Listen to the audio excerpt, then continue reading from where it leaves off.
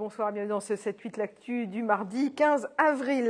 Les ressortissants algériens appelés aux urnes pour élire leur prochain président. Dans les Yvelines, 4 bureaux de vote sont à la disposition des électeurs, à Poissy, à Mantes-la-Jolie, à Versailles et à Trappes, comme vous le voyez sur ces images, à la Maison des Familles, rue Jean Zay. À Trappes, la commune compte environ 3500 inscrits pour ces élections présidentielles et le taux de participation s'élève ici pour le moment à plus de 30%.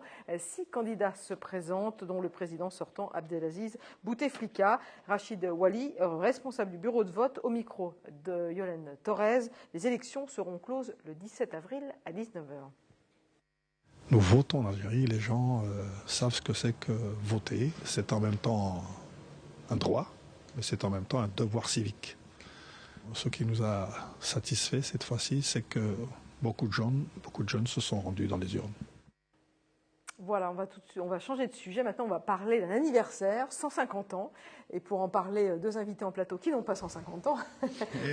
Non, on va parler de l'anniversaire de la Croix-Rouge. Jean-Luc Guisselin, bonsoir. Bonsoir. Vous êtes le président de la Croix-Rouge de 50 ans en Yvelines. Vous êtes accompagné de Guillaume Michaud, bonsoir. Bonsoir. Vous êtes le directeur local du secourisme et de l'urgence. Je l'ai dit, la Croix-Rouge a 150 ans. C'est une vieille dame. Elle est toujours d'actualité. Et pour cette actualité, la Croix-Rouge de Saint-Quentin organise une exposition qui se déroule en ce moment jusqu'à vendredi en mairie d'Elancourt. Alors d'abord, un petit mot sur l'histoire de la Croix-Rouge.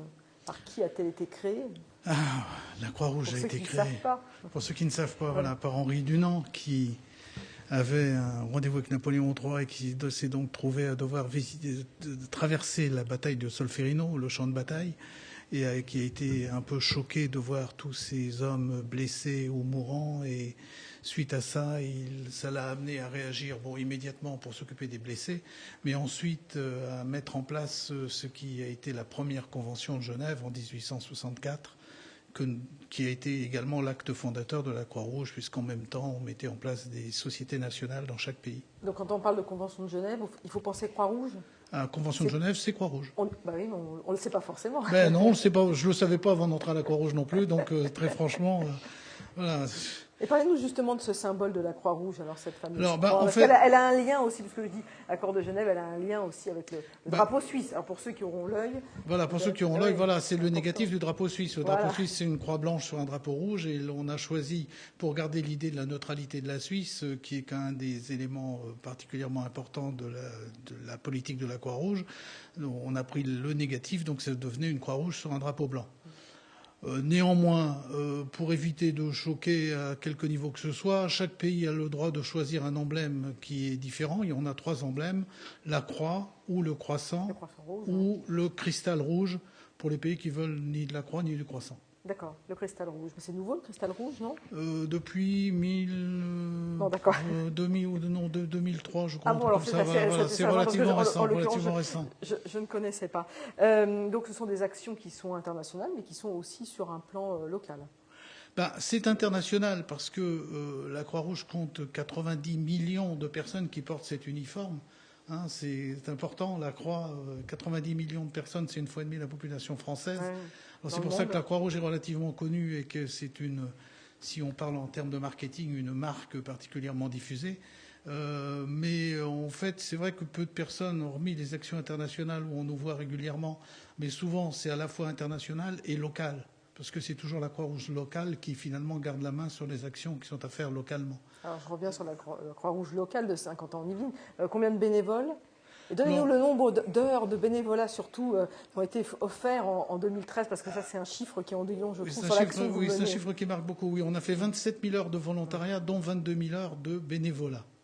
C'est quoi la différence entre volontariat et bénévolat ? Disons que la différence, c'est que nous avons des jeunes en service civique qui ont une petite rémunération, puisque c'est un service civique. Donc on a voulu garder la distinction, puisqu'il y a une forme de rémunération qui était versée là. On n'a pas voulu mélanger les deux choses. 22 000 heures de bénévolat gratuit. Gratuit, voilà. Offre gratuitement de tout leur à fait. temps. Et puis 27 000 heures avec le volontariat, les 5 000 heures de volontariat avec les services civiques. Voilà. D'accord. Quel type de mission vous menez ? Puis après, on va laisser la parole à Guillaume. Parce que... Voilà, voilà, parce que c'est une des chevilles ouvrières importantes de notre délégation. Quel type de missions sont menées sur le local Alors sur le local, on a nos actions sociales qui sont finalement relativement connues, que ce soit nos 2 épiceries sociales, celle de Trappes ou celle d'Elancourt. C'est notre vestiboutique à Montigny, c'est notre accueil pour aider des gens qui ont des problèmes. Alors quel que soit le problème, ça va de remplir les documents à obtenir un microcrédit, obtenir éventuellement un logement ou une domiciliation, puisque nous faisons de la domiciliation depuis quelques mois maintenant. Donc ça va plus loin que l'aide qu'on peut imaginer, qui est une aide alimentaire ou vestimentaire. Oui, ça va. On essaie d'aider à tous les niveaux possibles et imaginables. Donc on a aussi notre halte répit pour malades d'Alzheimer. On essaie de lutter contre toute forme d'exclusion, quelle qu'elle soit et sous quelque forme qu'elle puisse se présenter.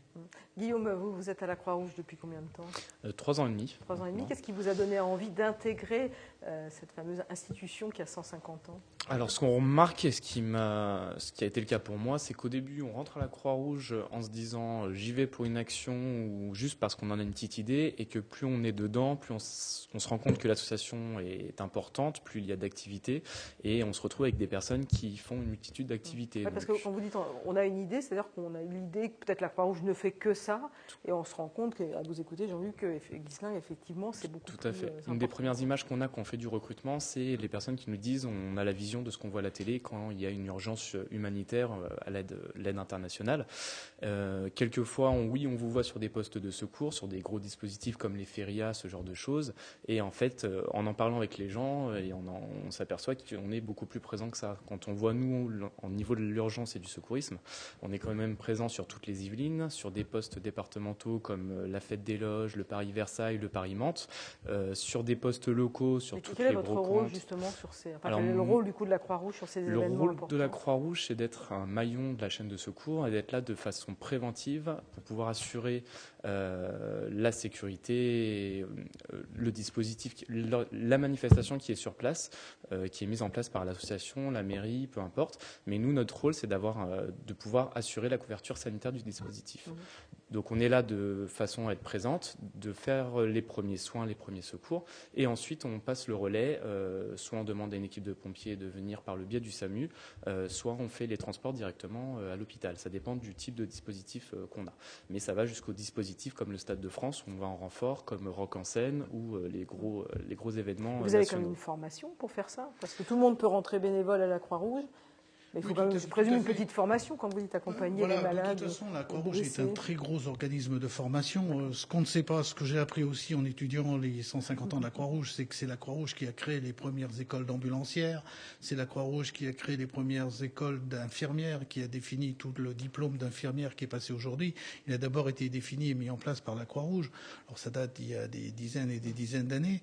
Mais suite à ça, nous avons mis en place des formations internes, justement, de manière à ce que nos secouristes soient en mesure de faire les gestes qu'il faut, de décrire le problème qu'ils ont devant les yeux d'une manière très précise à un médecin du SAMU par téléphone. Donc, il y a un encadrement. Donc il y a un encadrement. Donc ce ne sont pas des médecins ou des infirmiers, mais ils sont en mesure de gérer toute situation d'urgence et de savoir la décrire pour aider les spécialistes à prendre les décisions qui doivent être prises. Et tout ça, on peut évidemment le découvrir à l'occasion de cette exposition qui a lieu jusqu'à vendredi en mairie d'Elancourt, consacrée aux 150 ans de la Croix-Rouge, pour savoir toutes les actions que mène la Croix-Rouge. C'est juste un dernier mot, c'est une exposition qui est itinérante.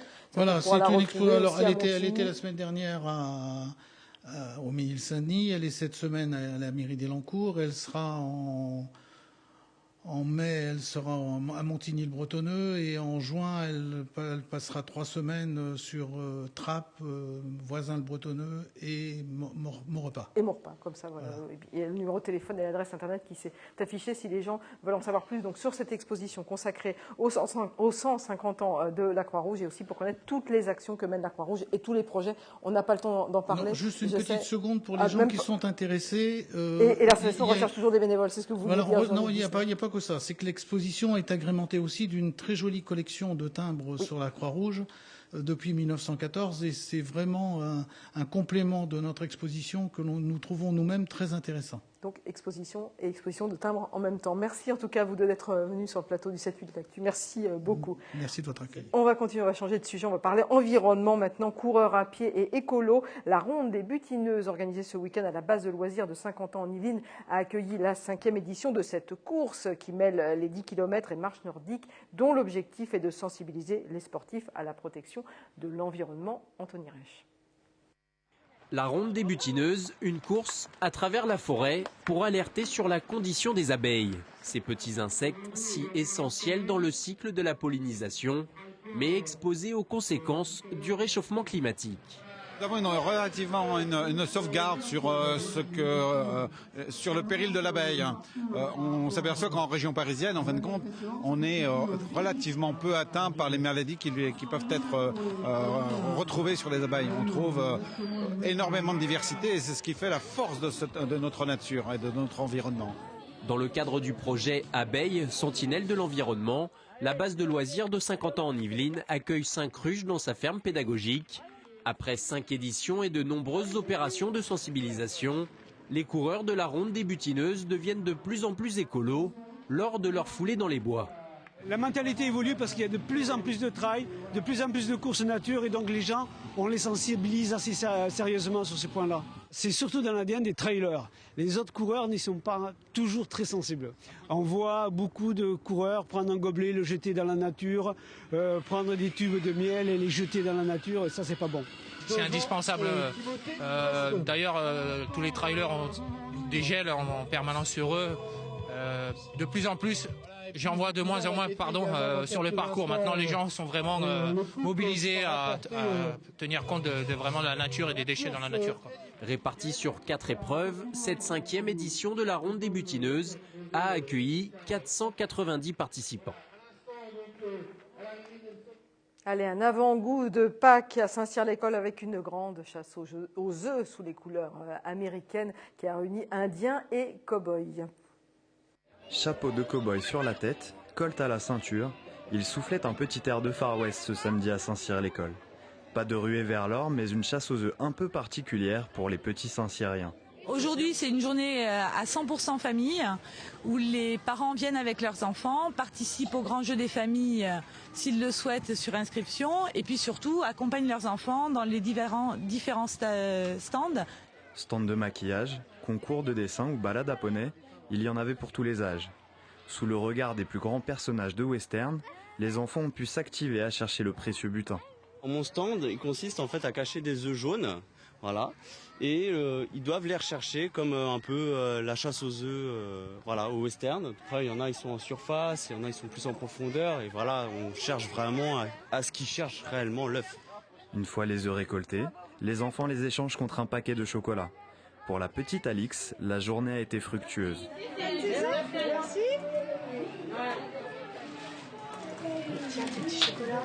Au plus grand plaisir de son grand-père Jean-Bernard qui l'accompagne.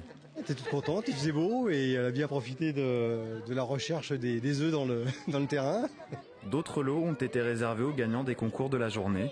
Les plus chanceux iront voir un dîner-spectacle sur le thème du Far West à Disneyland Paris. Pendant près d'un mois, nos journalistes ont partagé le quotidien des motards de la police nationale yvelinoise. Nous avons voulu comprendre leurs multiples missions, car contrairement aux idées reçues, cette formation motocycliste urbaine ne fait pas que des contrôles routiers classiques. En immersion avec les motards de la police nationale, c'est toute cette semaine avec Anthony Reich, Jonathan Villeman et Sandrine Fonteil. C'est probablement l'une de leurs activités les moins connues. Les brigadiers de la formation motocycliste sont compétents pour les contrôles de charge. Cet après-midi-là, une unité se poste à la sortie des Mureaux en collaboration avec la Direction générale de l'équipement d'Île-de-France. L'objectif, traquer les véhicules surchargés et les temps de conduite des professionnels de la route. Contrôle des charges, donc vérifier que les charges réelles des véhicules ne dépassent pas les autorisations des cartes grises. Et puis également au niveau du contrôleur terrestre que vous avez travaillé tout à l'heure, tout ce qui est temps de conduite, réglementation, ce qu'on appelle réglementation sociale des transports. C'est pas que de la sécurité, c'est aussi de la réglementation par rapport au code des transports. Rapidement, les policiers contrôlent un véhicule cible. À première vue, ce camion ne présente aucune anomalie. Pourtant, les brigadiers vont tout de même vérifier les temps de conduite du conducteur. Et ils s'aperçoivent que le véhicule a circulé pendant près d'une centaine de kilomètres sans carte dans le chronotachygraphe. Votre dernier client, c'était un particulier ici dans la rue. Donc les Mureaux. Non, c'est sur les Mureaux. Les Mureaux. Oh. D'accord. A priori, il n'y aurait pas de but de fraude, car la distance parcourue n'est pas exceptionnelle, mais à charge de l'entreprise de justifier devant la justice compétente ces temps de conduite non comptabilisés sur la carte du chauffeur. Lors des contrôles de charge, il y a parfois des surprises, comme ce camion. Sur la balance, l'écran affiche 3 tonnes 800 kg pour un poids réglementaire maximum de 3 tonnes 5. Il est donc trop lourd. C'est fréquent avec ces véhicules dont les entreprises tentent de charger au maximum pour faire le minimum de courses. Mais à l'ouverture des portes, on a des petits camions qui sont classés encore en permis de catégorie B, donc voiture, qui sont inférieurs à 3 tonnes 5, qui sont équipés d'un haillon, comme ce camion qui est un peu plus gros. Et le haillon, donc c'est un système qui permet de monter et descendre des palettes, mais qui pèse très lourd. Et on se retrouve du coup avec un camion qui a déjà un poids vide très élevé, donc il a une charge utile qui peut emporter très très faible. Alors du coup il n'y a pratiquement rien dans le camion alors qu'il est déjà au maximum de son poids. Et il y a des entreprises qui travaillent avec ce type de véhicule parce que sinon il faut changer de catégorie, donc avoir un chauffeur qui a un permis poids lourd, avoir un chronotachygraphe, donc vous avez dit tout à l'heure qui est la carte, et donc pour une formation beaucoup plus compliquée, le chauffeur coûte plus cher, tout coûte plus cher. Aucune idée. Et puis le camion il est vite, vous avez vu à l'intérieur tout. Voilà, c'est tout livré donc c'est bizarre. ce chauffeur repartira finalement avec une simple amende pour des pneumatiques trop usées. En une après-midi, les policiers ont contrôlé une douzaine de véhicules. 3 ont été sanctionnés. Et rendez-vous demain pour le 2e épisode. Ce 7-8 l'actu est terminé. Merci de votre attention. Bonne soirée.